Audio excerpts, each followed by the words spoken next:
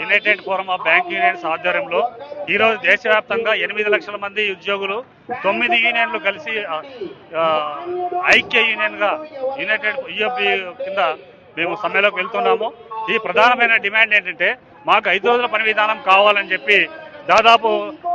10 సంవత్సరాలుగా మా డిమాండ్ ఉంది. ఈ రోజున వాళ్ళు ఏం చెప్తున్నారంటే మాకు ఆల్రెడీ ఒప్పుకున్న డిమాండ్ని ఇంప్లిమెంట్ చేయమని గవర్నమెంట్ ఆఫ్ ఇండియాని అడిగితే వాళ్ళు ఏమంటున్నారంటే మీకు కస్టమర్ సర్వీస్ చేయడానికి చాలా ఇబ్బందిగా ఉంటుంది, బ్యాంకులు ఎల్లవేళ నడవాల్సిందే అన్నట్టుగా ఈరోజు చెప్తున్నారు. కానీ ఒకవైపున మా డిమాండ్ ఏంటి, మేము ఉద్యోగుల్ని పెంచండి, మా పని భారం తగ్గించండి అని ఒకవైపున మేము అడిగితే దానికి ఏం చెప్తారు, డిఫరెంట్ ఛానల్స్ ఉన్నాయి, ఆ డిఫరెంట్ ఛానల్ ద్వారా ఏటీఎం ద్వారా